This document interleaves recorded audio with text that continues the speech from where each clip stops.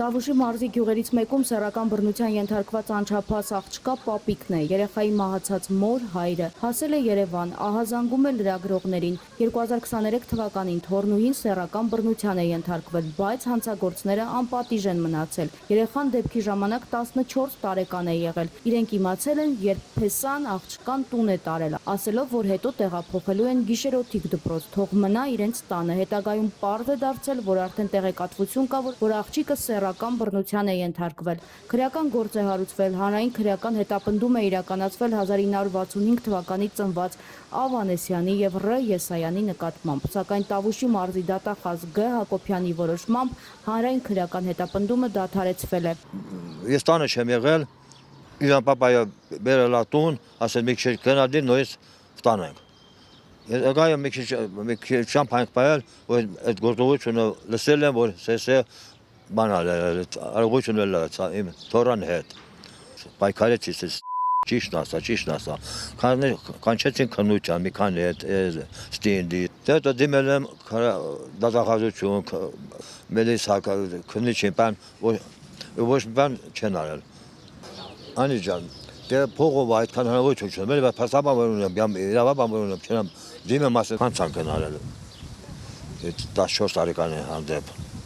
Ինչպես New Day-ը ավելի վաղ հայտնել էր, երեխան մի քանի անգամ հարցաքննվել է, մասնակցել է դեպքի վայրի զննությանը եւ մանրամասնել դեպքի հանգամանքները։ Առերեսում եւս իրականացվել է։ Գործում փաստաբան ներգրավված չի եղել։ Հարցաքննությանը մասնակցել է նաեւ Բերդի համայնքապետարանի խնամակալության հանձնաժողովի անդամ Ա. Եսայանը, ում երեխան առաջինն է պատմել, թե ինչ է տեղի ունեցել։ New Day-ի հետ խոսեց նաեւ երեխայի տատիկը, հայտնելով որոշ մանրամասներ։ Մերտունել են եկել, երեխուն պենան, հենց ասලා, ես ընդեղ որպես բանդեմ, քո մայրը,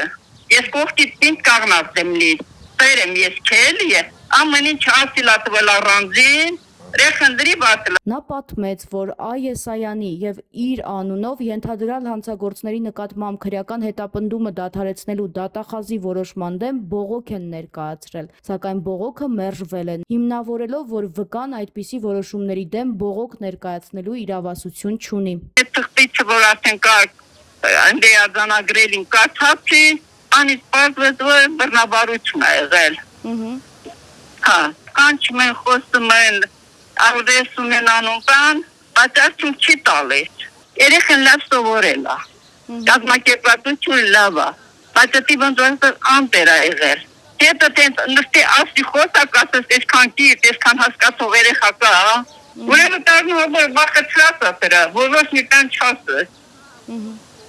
Այդ տնել է կերած, որ մեկը, որ ասենք բռնաբարության տանով հարաբերություն ունեցել,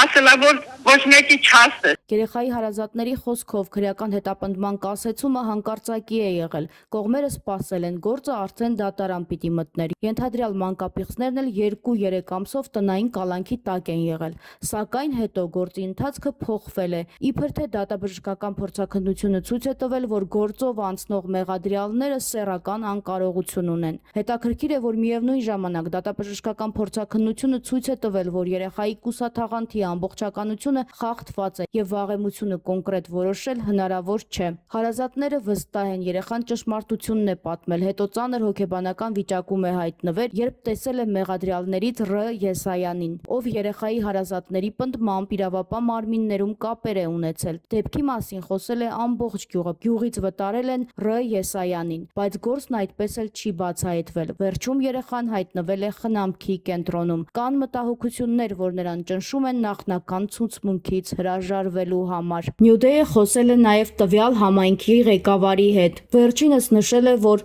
գործով ինքն էլ է հարցաքննվել, շատ մանրամասներ չի կարող ներկայացնել։ Ձեզ ինչ մանրամասներ է հայտնի։ Ես գիտեմ, որ գործը կաշվել է, գիտեմ, որ իրանց անմեղությունն է ճանաչվել այդ բնակիչներին։ Չեմ կարող ասեմ դա արդար է եղել, թե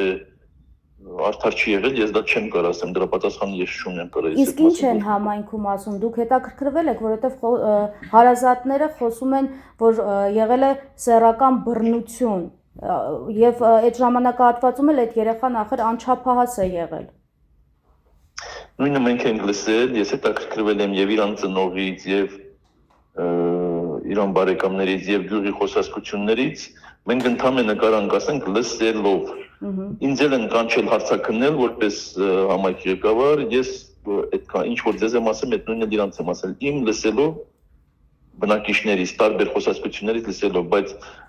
որպես գյուղապետ ես ինֆորմացիային չեմ դիրապետում իրավապահ մարմինները այդ գործը ինչ քննություն ա տարվել գիտեմ որ իրանք արդարացվել են թե ինչն ա եղել պատճառը թե իրականում արդար են եղել թե արդար չեն եղել ես չեմ կարող դա ասեմ իմ իրավասության մեջ չի մտնում էլի Անի ջան հասկացեք ինձ բայց ես կուզեի եթե դա եղել է իրականում եղել է ամենախիստ ձևով պատժվեն որովհետև գյուղացիներն ասում են որ եթե դրանք գյուղ մտնեն դրանցից մեկը կար հատկապես գյուղը ստեղ շան նման ստատկացնելու են դրել Բայց հիմա երկուսն էլ գյուղում չեն, չէ՞ բնակվում։ Մեկը գյուղում է բնակվում, այս պահին մեկը գյուղում բնակվում է։ Ով է գյուղում բնակվում։ Անեսյանը։ Ամբողջ գյուղը ես ճիշտ եմ հասկանում, ոտքի էր կանգնել։ Ամբողջ գյուղը սպասում էր, եթե այդ կեղտոտ լակոտը,